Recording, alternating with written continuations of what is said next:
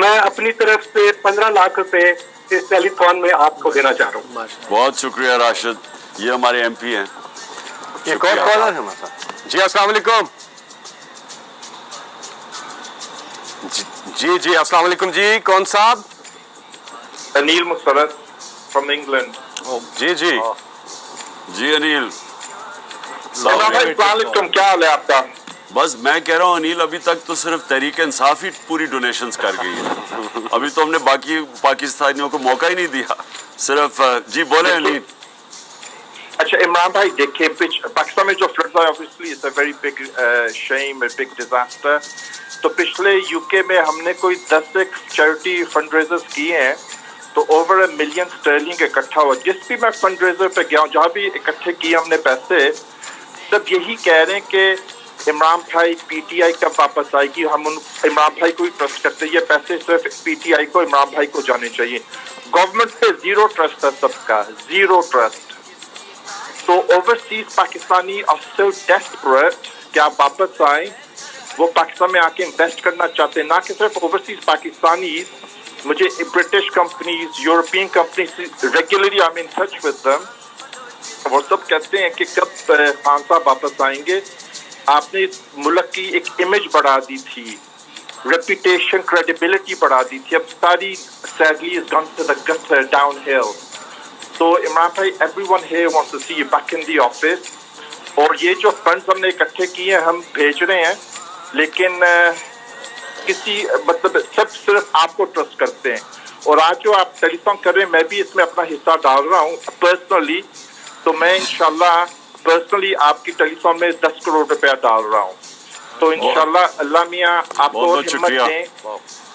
آپ نے پوری, آپ تک کو پلیز بتائیں کہ کب آپ سمجھتے ہیں آپ واپس آئیں گے, اور یہاں سے ہم پوری بہت بڑی ڈیلیگیشن انویسٹرز کی, بزنس مینوں کی لے کے آئیں گے. They're desperate to work with you. بہت شکریہ انیل. میں انیل آپ کو اپنی قوم کو انٹروڈیوس کروا دوں.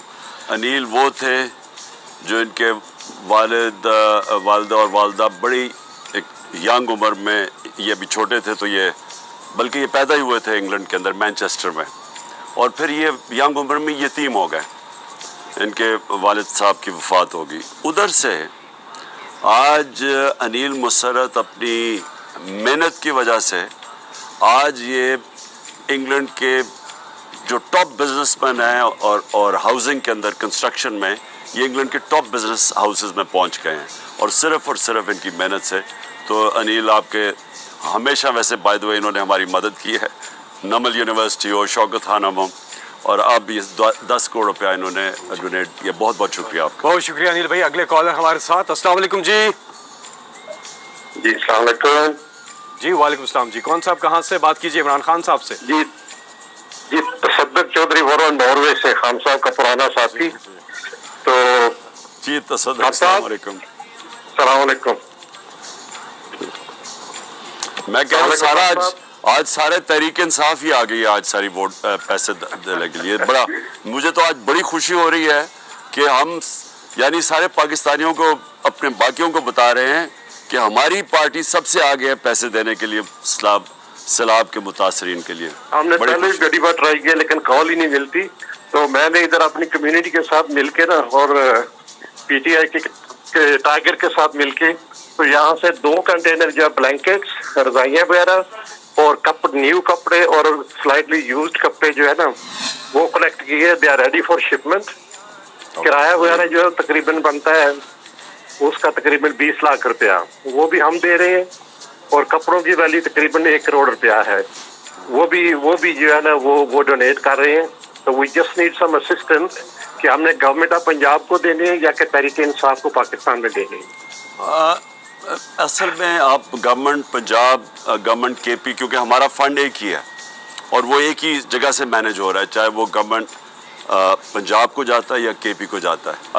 اور ہماری کوشش یہ ہے کہ ہم جدھر زیادہ ضرورت ہے ادھر ہم بھجوائیں گے. مثلا اگر کپڑوں کی اس وقت, تمبوؤں کی سب سے زیادہ سندھ کے اندر ضرورت ہے, وہاں لوگ کھلے آسمان کے نیچے ہیں, وہاں پانی آیا ہوا ہے اور تھوڑا ٹائم لگے گا, تو ان کو تمبوؤں کی خاص طور پہ ضرورت ہے. تو اگر آپ چیزیں بھجوانا چاہتے ہیں اور सिंध को सबसे ज़्यादा तंबुओं की ज़रूरत है और खाने पीने की चीज़ों की। इधर साउथ पंजाब में DI Khan, KP DG Khan इधर जो पैसा इकट्ठा करें वो लोगों के घर बनाने में, क्योंकि इनके घर बह गए हैं। हमारे साथ कॉलर हैं जी। अस्सलाम वालेकुम जी।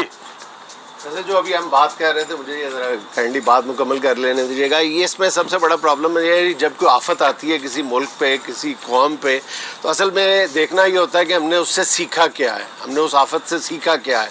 तो और ये आफत भी हमें कुछ सिखाने आई है और कुछ सिखा के जाएगी। एक तो इसका सबक ये है जी कि जब